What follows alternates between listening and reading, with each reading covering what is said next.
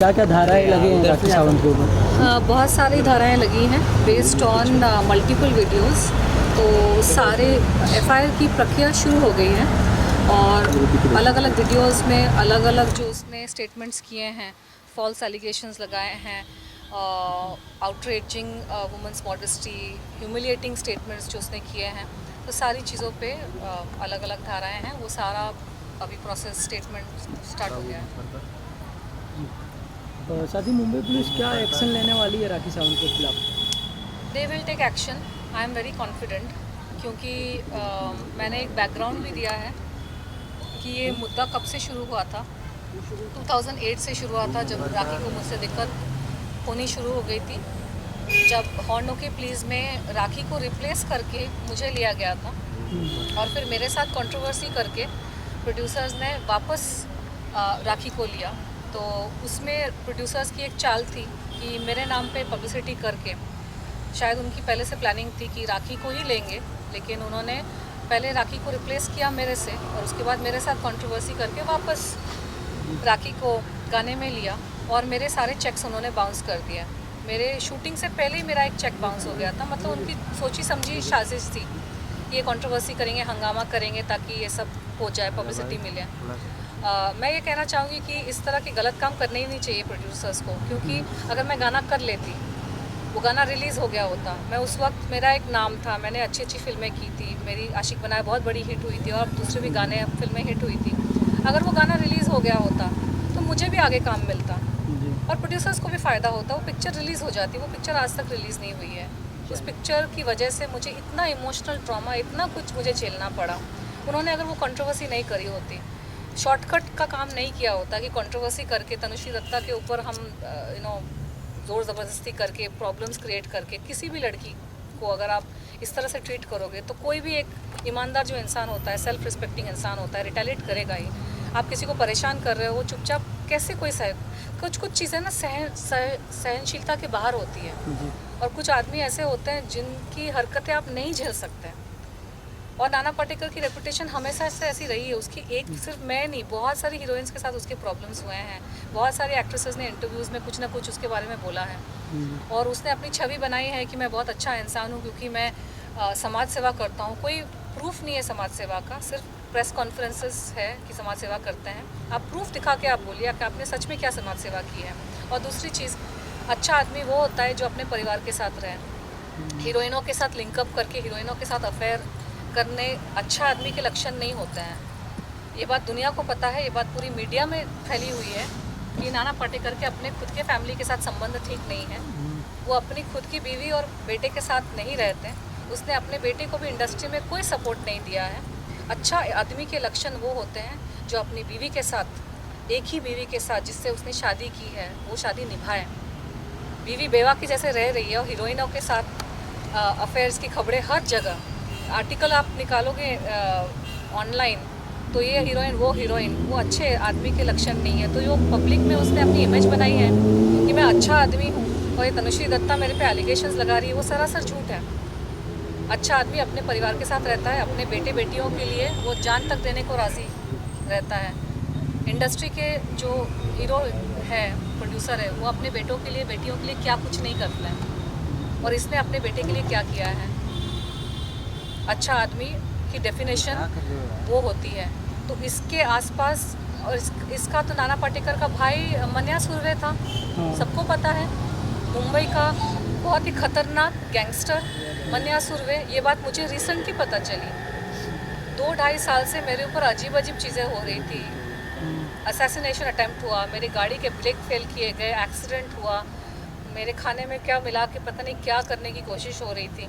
मुझे समझ ही नहीं आ रहा था मेरे साथ हो क्या रहा है 2018 के बाद। खासकर जब मैंने वो प्रेस कॉन्फ्रेंस में सवाल पूछे नाम फाउंडेशन के ऊपर कि ये फाउंडेशन करती क्या है। इसके नाम पे तो डंका बजता है ना। नाना पाटेकर समाज सेवा करते, कौन सी समाज सेवा की है? गांव को अडॉप्ट किया, उस गांव में जाके देखिए अडॉप्शन में क्या हुआ है। मैं सवाल तो संविधान ने दिया है हर किसी को हक। जिस संस्था को टैक्स फ्री स्टेटस का ओहदा मिला है कि NGOs वगैरह पे टैक्स नहीं लगता, उन पे स्क्रूटिनी भी नहीं होती, NGOs पे इंक्वायरी नहीं होती कि आपके पैसे कहाँ से आ रहे हैं, कितना आप खर्च कर रहे हो। तो एक संविधान ने एक सिटीजन को तो हक दिया है सवाल पूछने का कि आप इतने पैसे आप ले रहे हो तो कहाँ खर्च हो रहे हैं, आप प्रूफ दिखाइए। किसी गाँव में ऑफिस खोल के रखा है नाम फाउंडेशन का, मुंबई में भी होता तो कोई जाके ऑफिस में पूछ सकता है कि आप अपना काम दिखाइए। मैंने सवाल पूछा, उसके बाद मेरे ऊपर ये सारी घटनाएँ घटनी शुरू हो गई। तो अच्छा आदमी वो नहीं होता जो डंके की चोट पर सीना ठोक के बोले कि अरे मन्या सुर्वे तो मेरा भाई था। नाना पाटेकर की यूट्यूब में वीडियोस है जिसने उसने एक गैंगस्टर के साथ अपने खुद के रिलेशंस एक्सेप्ट किए हैं। तो ये अच्छे आदमी होने के लक्षण है।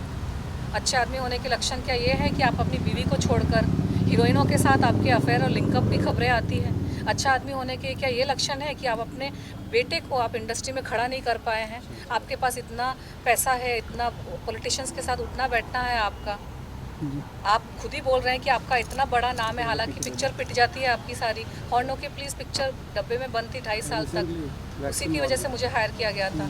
रिसेंटली वैक्सीन वार आई, ऐसी बुरी तरह से रिसेंटली पिटी है। पहली बात तो उसका बजट 10 करोड़ भी था कि नहीं मुझे नहीं पता, लेकिन अगर 10 करोड़ भी था, 10 करोड़ की पिक्चर 10 करोड़ रिकवर नहीं कर पाई तो काहे के बड़े स्टार, काहे के बड़े आदमी। आप इतना हवा आप दिखा रहे हो ये दिखाने के लिए कि तनुश्री दत्ता बहुत छोटी है। मैं ठीक है, मैं छोटी हूँ लेकिन मैं ईमानदार हूँ। मैं अपने आप को बहुत बड़ा संत महात्मा दिखाने की कोशिश नहीं कर रही हूँ। मैंने अपने आप को, अपने परिवार को खड़ा किया है। मैं अपने परिवार के लिए कमिटेड रही, उनको खड़ा करके ही मैं अपना संन्यास जो भी मैं कर रही हूँ। आपने क्या किया अपने परिवार के लिए? अच्छा इंसान होने के लक्षण वही है कि अरे बाहर की आप चैरिटी क्या कर रहे हो, इस गांव को अडॉप्ट किया। अरे आपके घर में चैरिटी बिगिंस एट होम। अपने घर के लोगों के लिए आपने क्या किया है और गांव में किया भी है कि नहीं किसी को नहीं पता। ये किया वो किया, किसने, ढूंढो जाके सच में किया है कि नहीं। और सवाल पूछने पर मेरे पर ये सारे अत्याचार शुरू हो गए, एक्सीडेंट हो गया, क्या कुछ नहीं हुआ। तो पब्लिक को ये जानने की बहुत ज़्यादा ज़रूरत है कि ये मीडिया के ज़माने में कोई कुछ भी बोल सकता है। अच्छा आदमी लड़कियों पे हमला नहीं करवाता। जैसे कि आपने मन्या सुर्वे का नाम लिया, कोई धमकी वगैरह आ रही है आपको गैंगस्टर से? मुझे ऐसे नाम लेकर तो कोई धमकियाँ नहीं आई, लेकिन पिछले 2.5 साल में मेरे साथ ऐसी अजीब अजीब घटनाएं घटी है कि आप मतलब और 2 घंटे निकल जाएंगे इस सब। तो मैं ब्रीफ में, बहुत ही संक्षिप्त में, मैं इंडिविजुअल इंटरव्यूज़ में इसका वर्णन कर सकती हूँ।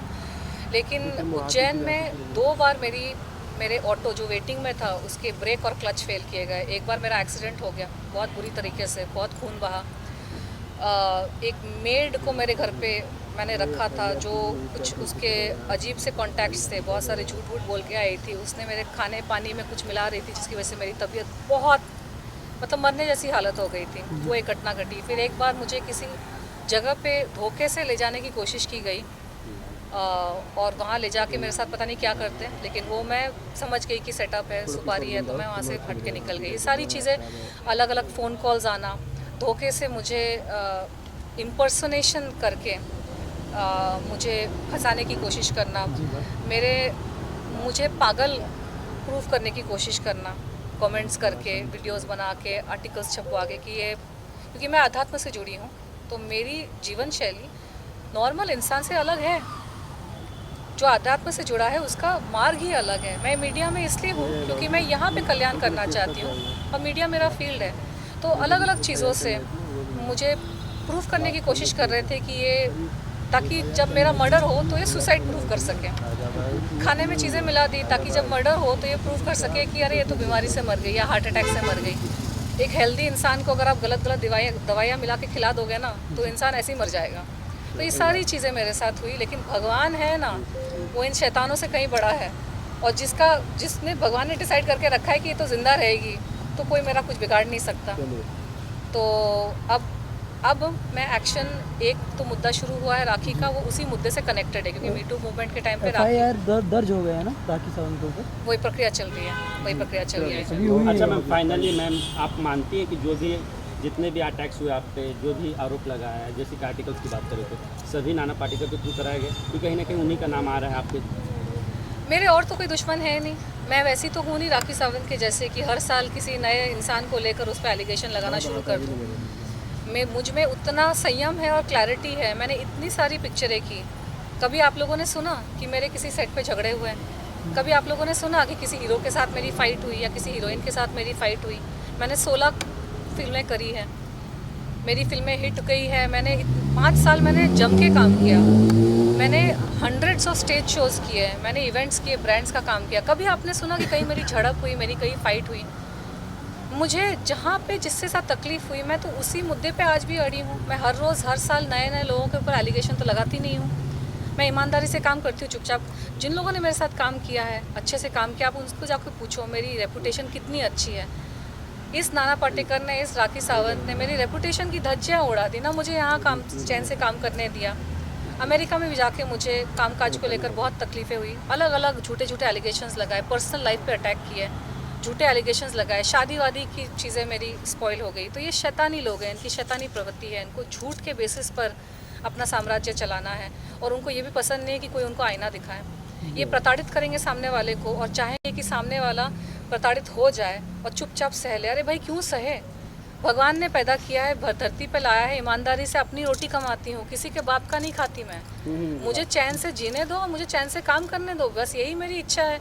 न मेरी कोई एम्बिशन थी कि मैं कोई महारानी बन जाऊँ। परेशान भी करेंगे, कंप्लेन भी मत करो, कुछ बोलो भी मत। क्या है यार, क्या हो रहा है यहाँ पे? अच्छा तनुश्री मैम, एकाएक क्या बात हो गई जो कि 4 साल के बाद तनुश्री दत्ता जाग गई और कंप्लेन करने आ गई? इसके पहले क्यों नहीं कंप्लेन की नाना पाटेकर के खिलाफ इस तरह की? नहीं, जागने की बात नहीं है। नाना पाटेकर के खिलाफ तो 2018 में ही कंप्लेन मेरी दर्ज हो गई थी। तो ये नाना पाटेकर मूवी को लेकर हाँ, ये जो कंप्लेन जो है ये राखी सावंत पे, नहीं राखी सावंत का ये कंप्लेन है। नाना पाटेकर का कंप्लेन 2008 में भी दर्ज हुआ था FIR, जिसमें पुलिस ने कार्यवाही की नहीं थी और पुलिस ने उसको ठीक से किया नहीं था। इसलिए 2018 में वापस से मैंने उस चीज़ को किया और वहाँ पे भी प्रेशर में आके बहुत मेरे विटनेसेस को डराया धमकाया गया और विटनेसेस को यहाँ वहाँ किया गया। राखी सावंत का जो मामला था 2018 में मेरी तबीयत बहुत बिगड़ चुकी थी मीटू मूवमेंट के टाइम पे, क्योंकि इतना मुझ पे एक साइकोलॉजिकल प्रेशर आ रहा था और मुझे US वापस भी जाना था, क्योंकि यहाँ से तो लोगों ने परेशान किया तो वहाँ पे मेरा काम वाम था, मुझे वापस जाना था। तो अब जब मैं वापस आई हूँ और अब मेरे पास वक्त है, क्योंकि आप समझ सकते हैं कि मुझे तो देखने वाला कोई नहीं है ना, मेरे आगे पीछे कोई नहीं मुझे देखने वाला, तो मुझे तो अपनी रोजी रोटी कमानी पड़ेगी ना। मैं यहाँ बैठी रहूँ, ये सब कोर्ट कचहरी के चक्कर करती रहूँ, मुझे यहाँ रहने नहीं दोगे, यहाँ जीने नहीं दोगे, यहाँ काम नहीं करने दोगे। भाई मैं जहाँ पे हूँ वहाँ पे तो मैं काम करूँ, कुछ करूँ, अपना जीवन का आगे बढ़ाने की कोशिश करूँ। तो हमेशा पॉसिबल नहीं होता है कि हर चीज़ को तुरंत कर देना। और राखी सावंत जैसी जो लोग होते हैं वो जितनी गंदगी कर देते हैं ना, सामने वाला इंसान इतना धक्के से शॉक हो जाता है कि सामर्थ्य आपका टूट जाता है कि आप डील कैसे करें। अभी तो मैं वीडियोस देखने को मजबूर हो गई हूँ, क्योंकि FIR के लिए पूरा डिटेल देख कर आपको सेकंड बाय सेकंड बहुत वो करना पड़ता है। मैं 2 दिन पहले भी मैं रो रही थी कि कोई इंसान आके इस तरह के एलिगेशन लगा के सारी ज़िंदगी यार ईमानदारी से काम किया, इससे अच्छा तो बेईमानी हो जाता है।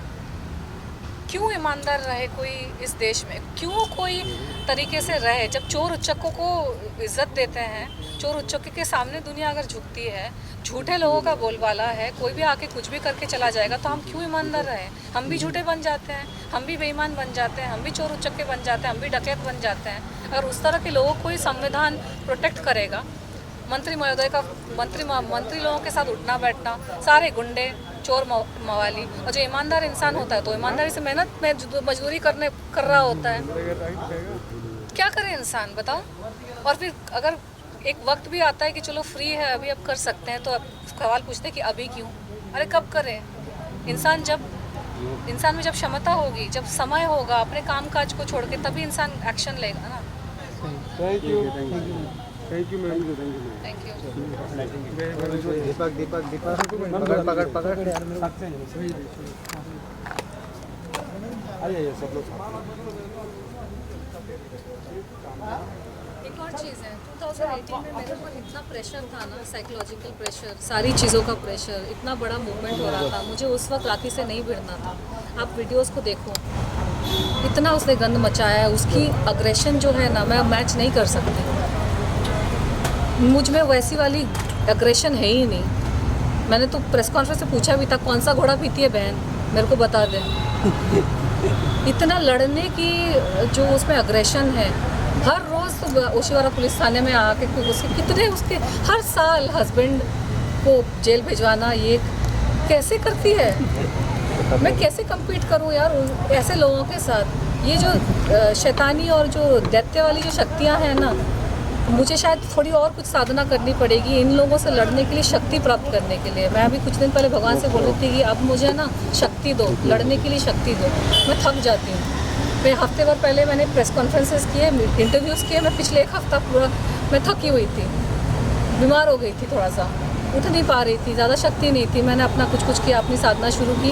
अब थोड़ा सा एनर्जी आया है, FIR करना है तो ये मैं कर रही हूँ। ये प्रक्रिया इसकी है, करनी पड़ेगी।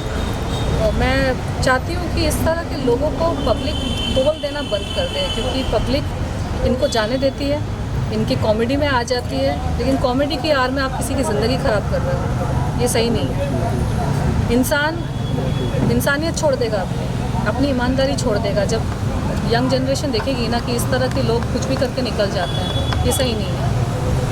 अच्छा, क्या कंप्लेंट्स में क्या चार्जेस लगेंगे? देखिए, धनुष जी के बारे में मीडिया में, न्यूज़ चैनल में जो बोला गया है, उनके बारे में अभद्र भाषा में जो अश्लील जो वक्तव्य किया गया है, उसके बारे में हमने शिकायत दर्ज की है। उसकी अभी सब प्रक्रिया चालू है। अभी हम सारा डिटेल अभी डिस्क्लोज नहीं कर सकते, क्या हो रहा है, क्या नहीं हो रहा है। सारे वीडियोज़ वगैरह हमने आज जमा किए, उसका पंचनामा हो चुका है वीडियोज़ का, और वो सारे वीडियोज़ हमने पुलिस स्टेशन में जमा किए हैं। और ये प्रक्रिया चालू है, अभी जारी है, कल तक जारी रहेगी। और कल आपको इसके बारे में फाइनल जो FIR के बारे में कल आपको जानकारी मिल जाएगी। चलो, थैंक यू। मैं एक बात कहना चाहती हूँ, बहुत सारे लोग ना मेरे पे एलिगेशन लगाते हैं, मीडिया पब्लिसिटी। मेरा करियर इतना अच्छा चल रहा था ना 2008 इंसिडेंट के पहले, कि मुझे कोई मीडिया पब्लिसिटी की ज़रूरत नहीं थी। ये शैतानी लोग आके हम जैसे लोगों को परेशान करते हैं अपनी मीडिया पब्लिसिटी करने के लिए, फिर हम पे उल्टा एलिगेशन लगाते हैं, उल्टा चोर कोतवाल को डांटे कि आप कर रहे हो पब्लिसिटी के लिए। किसी इंसान को क्या हक नहीं है अपनी हक की लड़ाई लड़ने का? आप कुछ भी मुझे बोल के चले जाओगे, आप कैसे भी मेरे साथ बर्ताव करके चले जाओगे, मैं रिटेलिएट नहीं कर सकती हूँ। और जब कोई रिटेलिएट करेगा तो उस पर उल्टा एलिगेशन लगाओ कि मीडिया पब्लिसिटी। मुझे ज़रूरत है मीडिया पब्लिसिटी की। मैं अगर काम कर लूँगी ना, स्क्रीन पे आ जाऊँगी, वो 10,000 कंट्रोवर्सीज के ज़्यादा उससे मुझे पब्लिसिटी मिलेगी। अगर वो हॉर्नों के पीछे गाना उन्होंने मुझे शूट करने दिया होता सुकून से, शांति से, बिना परेशान किए हुए, उस गाने से मुझे ज़्यादा पब्लिसिटी मिलती है, उस गाने से मुझे आगे भी काम मिलता। तो क्या कोई इंसान अपने ऊपर ये सारी अत्याचार होने देगा? पब्लिसिटी क्या? राखी सावंत और मेरा स्तर बहुत अलग है। मुझे लीड रोल्स मिल रहे थे, मुझे गाने मेरे हिट थे, मुझे काम मिला, मैं मिस इंडिया हूँ। मुझे नहीं ज़रूरत है सड़क पे आके पब्लिसिटी का। मेरी एनर्जी नहीं होती ये सब कोर्ट कचहरी ये सब करने की, लेकिन करना पड़ रहा है अपने हक के लिए। क्योंकि आज इस राखी सावंत को अगर मैंने छोड़ दिया ना, तो सबको लगेगा कि अरे तनुश्री तो ईजी टारगेट है, उसको आप कुछ भी करके निकल जाओगे। थोड़ी परेशानी तो होनी चाहिए सामने वाले को, अगर आपने मुझे परेशान किया है, क्योंकि मुझे तो और भी जीना है ना, और भी काम करना है, और कुछ करना है, करना पड़ता है अपने आप को बचाने के लिए। आपको लड़ना पड़ता है। मुझे लड़ना बिल्कुल पसंद नहीं है, मैं बचपन से वैसी हूँ। मुझे लड़ना पसंद नहीं है, मुझे जोर आवाज़ में बात करना पसंद नहीं है, तू मैं पसंद नहीं है। लेकिन इन शैतानों ने, इन महिषासुरों ने मुझे फोर्स कर दिया है कि मैं लड़ूं। मुझे अपने आप को उठाना पड़ता है कि आज मुझे चाहिए शक्ति, मुझे करना पड़ेगा। आप नहीं समझ रहे, पब्लिसिटी का कुछ है ही नहीं, पर पब्लिक को बताना ज़रूरी है। पब्लिक को ना बताए तो लोगों को लगेगा कुछ नहीं कर रही है। सच चिकन एंड एग सिचुएशन, करे तो क्या करे इंसान। Thank you.